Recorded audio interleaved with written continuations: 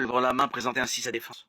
Sur tous les points dont je suis accusé par les Juifs, je m'estime bien heureux, ô roi Agrippa, d'avoir à présenter ma défense aujourd'hui devant toi, d'autant plus que tu es un connaisseur de toutes les coutumes et de toutes les discussions qui existent chez les Juifs. Voilà pourquoi je te prie de m'écouter avec patience. La vie que j'ai menée dès ma jeunesse et qui s'est déroulée depuis le début dans le cadre de ma nation et à Jérusalem, tous les Juifs en sont informés. Ils me connaissent depuis longtemps et ils témoigneront, s'ils le veulent bien, que j'ai vécu selon la tendance la plus stricte de notre religion, en pharisien. Et maintenant, si je suis traduit en justice, c'est parce que j'espère en la promesse faite par Dieu à nos pères. Cette promesse dont nos 12 tribus espèrent la réalisation. Elles qui rendent un culte à Dieu jour et nuit avec persévérance. C'est pour cette espérance que je suis accusé par les Juifs, ô roi. Pourquoi chez vous juge-t-on incroyable que Dieu ressuscite les morts? Pour moi, j'ai cru que je devais tout faire pour m'opposer au nom de Jésus de Nazareth et je l'ai fait à Jérusalem. J'ai moi-même mis en prison beaucoup de fidèles en vertu des pouvoirs reçus des chefs des prêtres.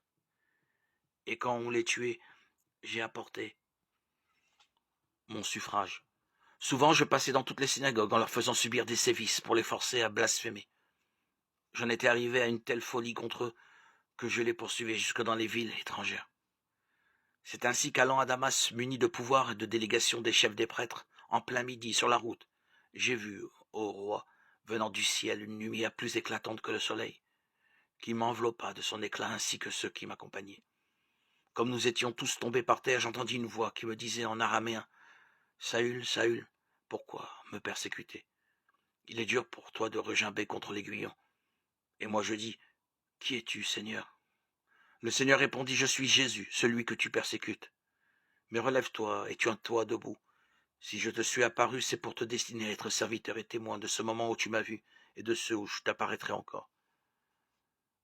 Je te délivre de ton peuple et des nations païennes, vers lesquelles je t'envoie, pour leur ouvrir les yeux, pour les ramener des ténèbres vers la lumière et du pouvoir de Satan vers Dieu, afin qu'ils reçoivent le pardon des péchés et une part d'héritage avec ceux qui ont été sanctifiés grâce à la foi en moi. » Actes des Apôtres, 26, 2, 18.